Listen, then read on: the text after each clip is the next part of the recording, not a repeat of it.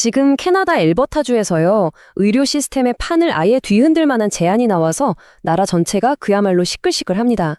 길고 긴 대기 시간을 해결하려고 민간이라는 카드를 꺼내들었거든요. 과연 이게 묘수일까요? 아니면 더 큰 문제를 불러올 악수가 될까요? 오늘 그 뜨거운 논쟁 속으로 한번 들어가 보겠습니다. 자, 이 말을 한번 들어보세요. 돈은 언제든 더 벌 수 있지만 건강은 되찾을 수 없다. 바로 이 한마디가 오늘 이야기의 시작점이라고 할 수 있습니다. 수술을 기다리는 그 끝없는 시간, 이게 한 개인의 삶을 얼마나 고통스럽게 만드는지 정말 이보다 더 와닿는 말이 있을까요? 2.5년, 네, 2년 반입니다. 이게 그냥 숫자가 아니에요. 방금 그 말을 했던 폴 라이언 씨가 고관절 교체 수술 하나 받으려고 고통 속에서 실제로 기다려야 했던 시간입니다. 바로 이런 혹독한 현실 때문에 에버타 주정부가 이대로는 안 된다면서 굉장히 파격적인 변화를 고민하게 된 거죠. 자, 그럼 폴 라이언 씨 같은 환자들을 위해서 엘버타 주정부가 내놓은 해법, 과연 뭘까요? 이게 바로 정부의 공식 입장인데요. 한마디로 이제 좀 바뀌자 하는 겁니다. 현대화, 혁신 같은 단어들을 쓰면서 공공의료만 고집할 게 아니라 다른 선진국들처럼 21세기에 맞는 시스템을 만들어야 한다고 주장하는 거죠. 낡은 이념에 얽매이지 말고 환자에게 가장 효율적인 길을 찾겠다, 뭐 이런 이야기입니다. 이 계획의 핵심은 의사들을 세 그룹으로 나누는 건데요. 첫째, 공공에서만 일하는 의사. 둘째, 민간에서만 일하는 의사. 그리고 바로 이 세 번째, 하이브리드 모델이 진짜 논란의 중심에 있습니다. 의사가 공공 시스템과 민간 시스템을 마음대로 넘나들면서 일할 수 있게 하자는 거예요. 캐나다에서는 지금껏 상상도 못했던 방식이라서 바로 이 지점에서 찬반이 엄청나게 갈리는 겁니다. 그리고 이게 끝이 아니에요.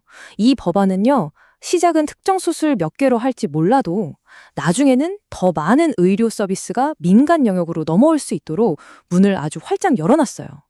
그러니까 한번 물꼬를 틀면 걷잡을 수 없이 커질 수 있다는 거죠. 이 확장 가능성, 이것도 아주 중요한 포인트입니다. 자, 그럼 이제부터 본격적으로 찬반 논리를 한번 들여다볼까요? 먼저 비판하는 쪽 입장입니다. 한마디로 이러다 공공의료 다 망한다는 걱정이죠. 한 보건경제학 교수의 말인데요. 아주 단호하죠. 이것은 명백한 이중 의료 체계다. 이게 무슨 말이냐면 결국 돈 있는 사람은 빨리 치료받는 특급 열차를 타고 돈 없는 사람은 남은 자원으로 겨우 운영되는 완행열차를 타게 될 거라는 거예요. 의료 서비스가 두 계층으로 딱 나뉜다는 거죠. 이게 바로 비판하는 쪽에서 가장 걱정하는 희소 자원 문제라는 겁니다. 생각해보세요. 의사, 간호사, 수술실 이런 의료 자원은 한정돼 있잖아요. 마치 한 판의 피자 같은 거죠. 근데 여기서 돈 버는 민간 시장의 한 조각, 두 조각 가져가 버리면 공공 시스템에 남는 피자 조각은 당연히 줄어들 수밖에 없다는 거예요. 그럼 결국 공공 환자들은 더 오래 기다려야 하는 거 아니냐? 이런 아주 현실적인 지적입니다. 그러니까 정리하자면요. 비판하는 쪽은 이런 겁니다. 지금까지 캐나다 의료는 얼마나 아프냐가 기준이었는데 이젠 돈을 얼마나 낼 수 있느냐가 기준이 될 거라는 거죠. 이건 캐나다 공공의료의 기본 원칙을 흔드는 거고 의료 불평등만 더 심해질 거라고 강력하게 경고하고 있습니다. 자, 그런데 반대쪽 이야기도 들어봐야겠죠? 그쪽에서는 이미 지금 시스템은 고장났다.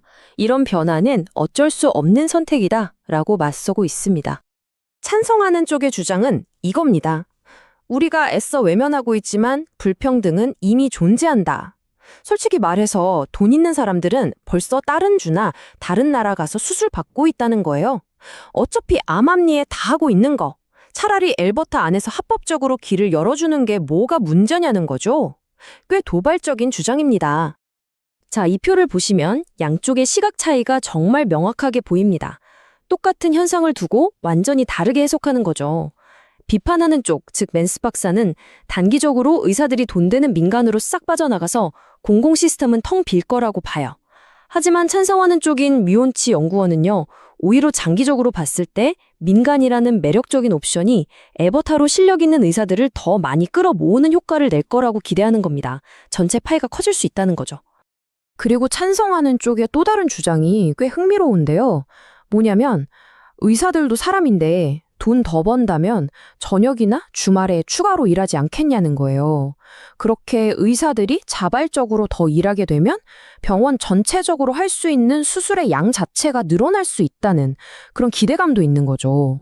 이렇게 양쪽 주장이 정말 팽팽하게 맞서고 있는데요. 사실 아직 누구도 속 시원하게 답하지 못하는 아주 근본적인 질문들이 남아 있습니다. 가장 큰 질문, 바로 이겁니다. 이 새로운 시스템이 과연 캐나다의 헌법과 같은 캐나다 보건법에 위배되는 건 아닐까요? 이 법이 바로 돈이 있든 없든 아프면 누구나 치료받을 권리가 있다는 캐나다 공공의료의 심정 같은 거거든요. 엘버타의 계획이 이 대원칙과 정면으로 부딪힐 수 있다는 점, 이게 가장 큰 법적인 문제입니다. 그리고 또 현실적인 문제가 있어요. 정부가 걱정 마세요. 공공 시스템 지킬 안전장치 만들 겁니다. 라고는 하는데 정작 그 안전장치가 뭔지 구체적인 계획이 하나도 없어요.